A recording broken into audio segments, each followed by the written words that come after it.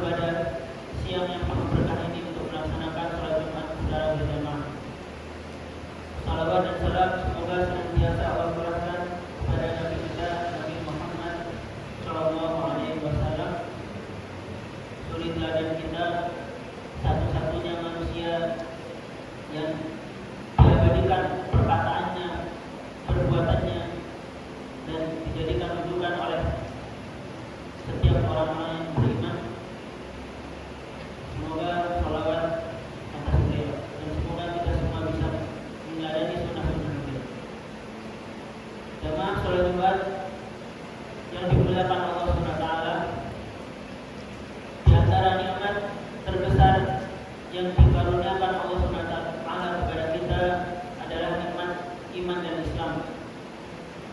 maka hendaknya kita senantiasa merawat, memperbarui dan menguatkan keimanan kita ini.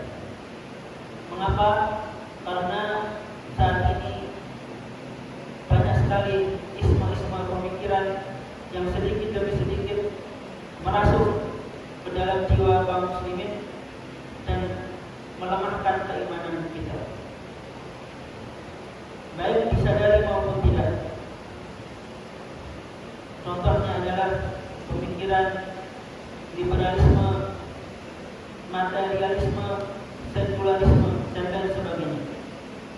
Pemikiran liberalisme, pemikiran yang ingin bebas, tidak mau diatur oleh agama, menganggap agama adalah sesuatu yang membebani, menganggap bahwasanya agama itu kuno, menganggap agama itu adalah sebagai beban.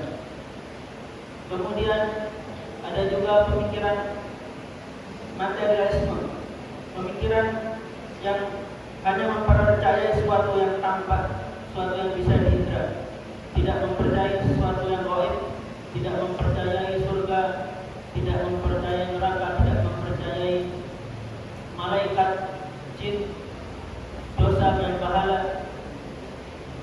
Kemudian ada juga pemikiran sekularisme, yaitu pemikiran yang memperkecil ruang lingkup agama hanya di masjid-masjid saja, hanya dalam perkara ibadah. Tidak boleh agama itu ada di politik, di dalam ekonomi, dan lain sebagainya. Maka hendaknya kita menghindari dan berlindung dari pemikiran-pemikiran. Mengapa kita harus menjaga keimanan kita? Imam Al-Ghazali mengatakan bahwasanya iman adalah cahaya yang ditanamkan ke dalam hati seorang hamba, yang dengan cahaya itu dia bisa melihat kebenaran dalam jelasnya. Allah SWT berfirman dalam surat Asy-Syu'ara, A'udzubillahi minasyaitonir rajim. Wa kadzalika auhayna ilaika ruham min amrina. Dan demikianlah kami wahyukan kepadamu Muhammad Al-Quran dengan perintah kami. Ma kunta tadri mal kitab wal iman. Sebelumnya engkau tidak mengetahui apakah Al-Quran itu dan apakah iman itu. Walakin ja'alnahu nuran namshi bihi man nasha'u min ibadina. Akan tetapi kami jadikan Al-Quran itu cahaya, yang dengan itu kami memberikan petunjuk kepada siapa yang kami kehendaki. Walakin ja'alnahu nuran namshi bihi man nasha'u min ibadina wa innaka latahdi ila siratin mustaqim. Dan sesungguhnya engkau benar-benar membimbing manusia kepada jalan yang lurus. Jadi iman adalah cahaya yang bisa menggerakkan kita untuk berbuat kebaikan. Iman juga yang membuat kita terhindar dari berbuat kezaliman, menjauhi sesuatu yang buruk. Seseorang yang tidak memiliki keimanan, maka dia tidak tergerak, tidak termotivasi untuk berbuat kebaikan, dan juga tidak memiliki filter yang mencegah dia untuk berbuat kezaliman. Sebagaimana di luar sana banyak orang-orang yang berbuat kerusakan, berbuat kezaliman karena mereka tidak memiliki iman. Mereka malas beribadah, malas berbuat kebaikan karena mereka tidak memiliki iman. Dan iman juga adalah kunci surga, sebagaimana Rasulullah SAW bersabda, "Man qala la ilaha illallah dakhala jannah." Dan siapa yang mengatakan la ilaha illallah, maka dia sudah mendapatkan kunci surga. Kemudian iman juga adalah sebagai rumah. Sebagaimana kita ketahui, rumah adalah tempat kita berlindung, tempat kita pulang, tempat kita kembali. Di luar sana banyak orang-orang yang mendapatkan musibah, diberikan cobaan oleh Allah berupa penyakit,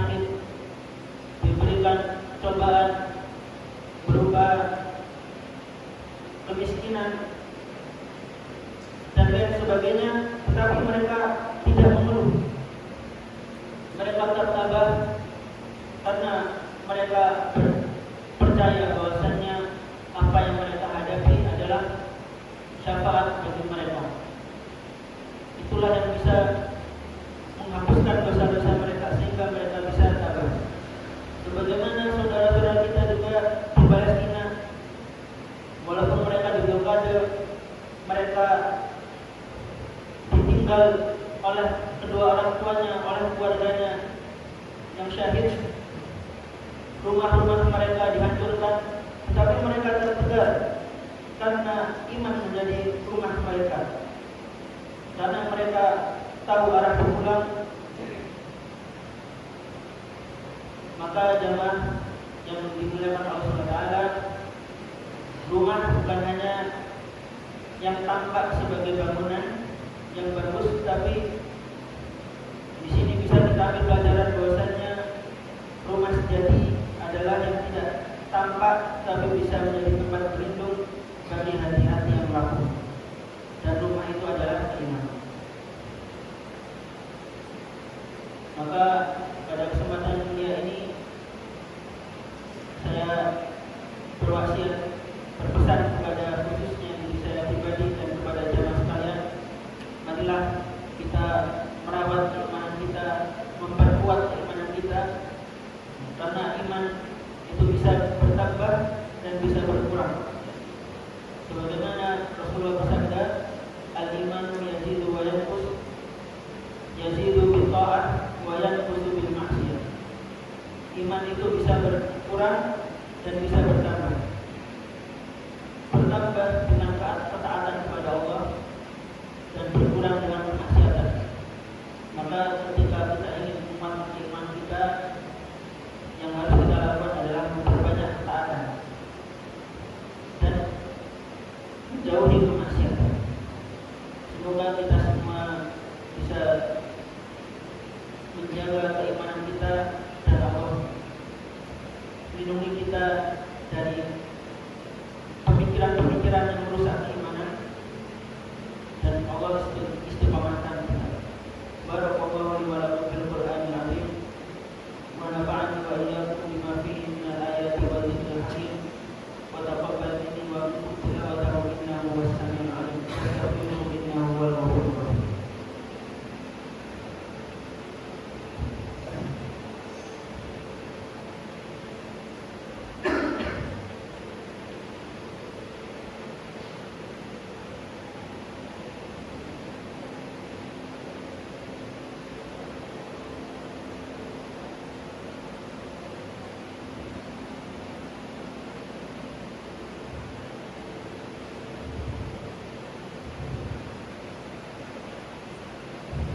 Alhamdulillah rabbil alamin wa bihi nasta'in ala umuri dunya waddin wassalatu wassalamu ala nabiyyil karim nabiyina Muhammadin wa ala alihi wa sahbihi wa sallam.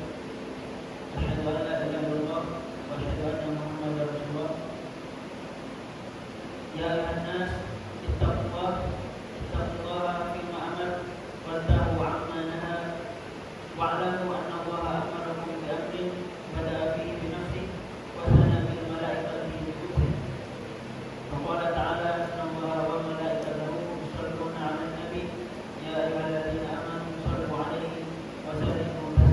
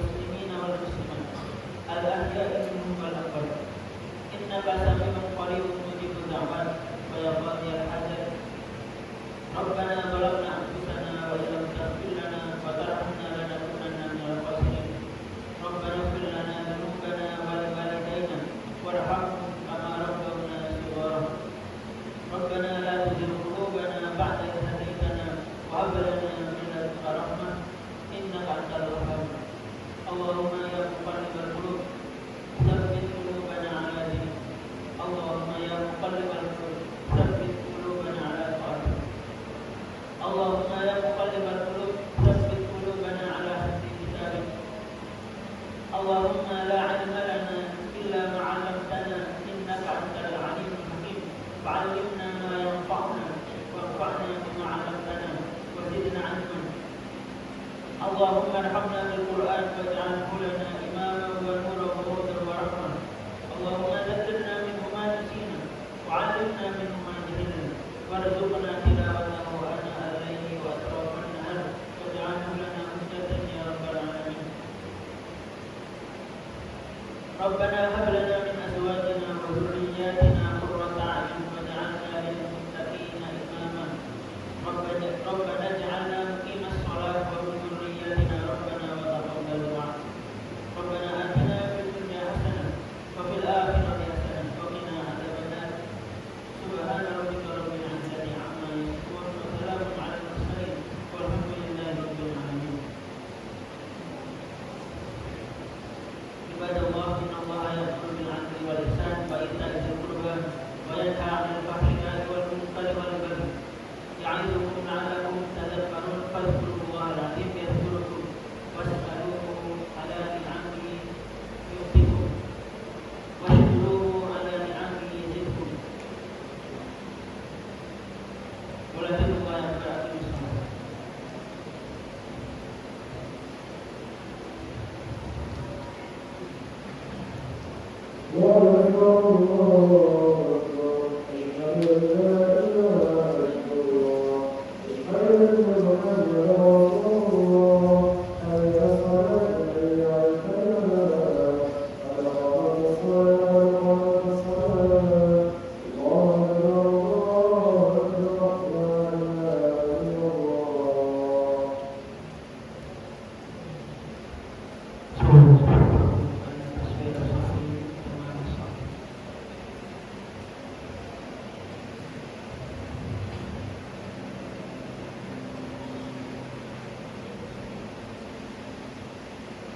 الله أكبر.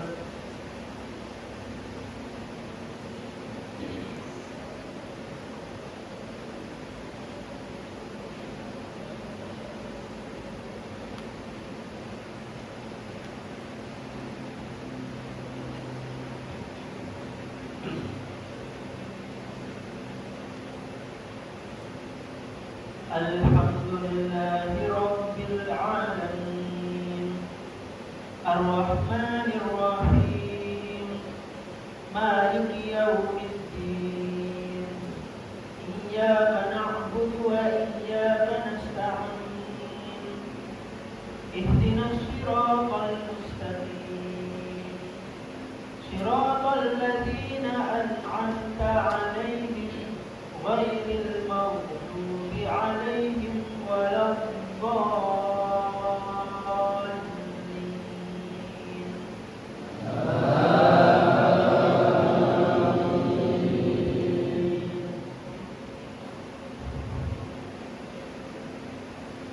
سبح لله ما في السماوات وما في الأرض وهو العزيز الحكيم.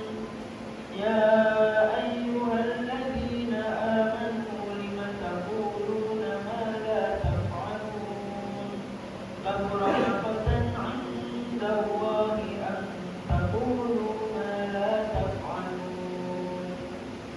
إن الله يحب الذين يقاتلون في سبيله صفا كأنهم بنيان مرصوص.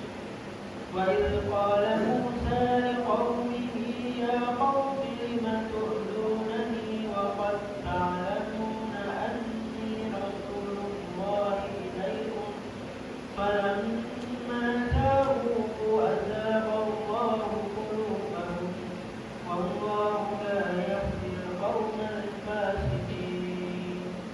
وإذ قال عيسى ابن مريم يا بني إسرائيل إني رسول الله إليكم مصدقا لما بين يدي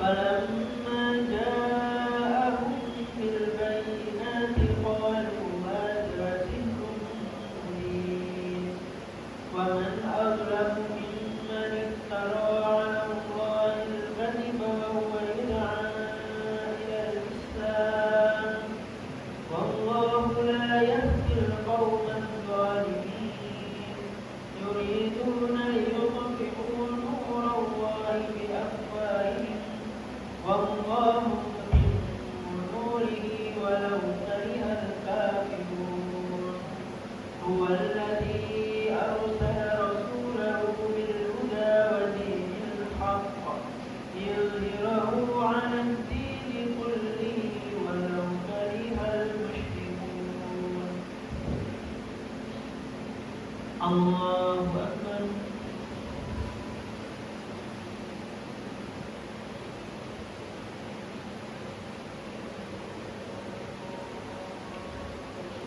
سمع الله لمن حمده الله أكبر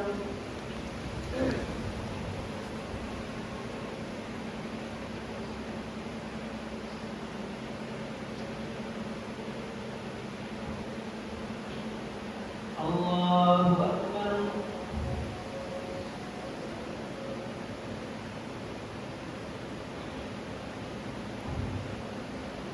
الله أكبر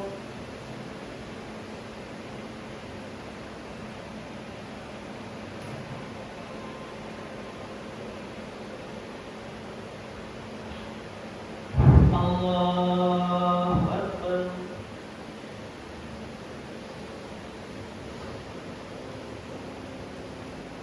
الحمد لله رب العالمين الرحمن الرحيم مالك يوم الدين إياك نعبد وإياك نستعين اهدنا الصراط المستقيم صراط الذين أنعمت عليهم غير المغضوب عليهم ولا الضالين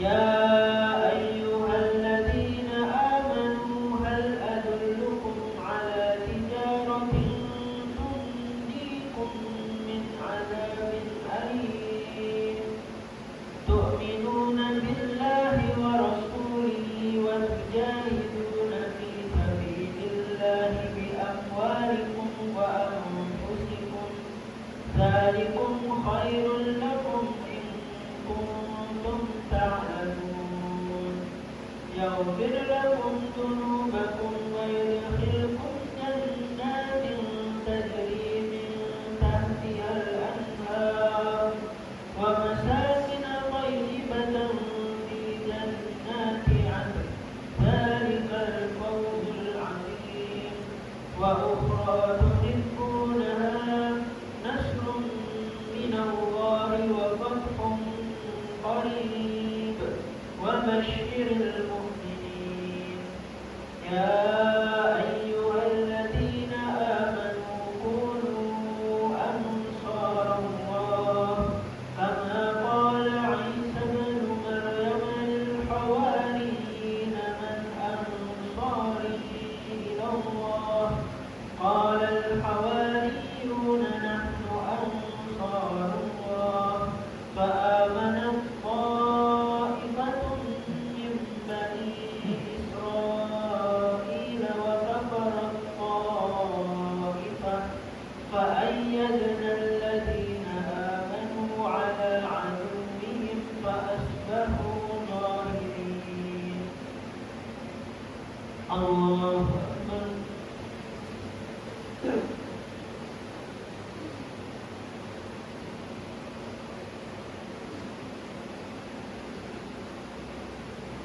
سمع الله لمن حمده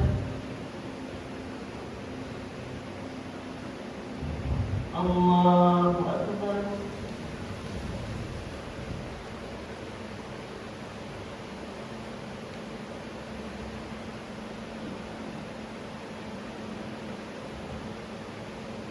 Allahu Akbar.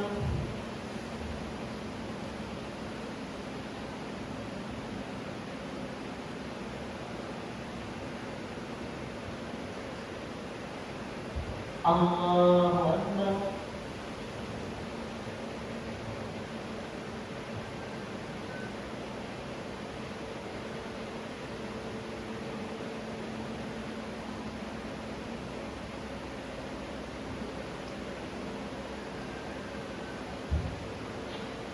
Allahu Akbar.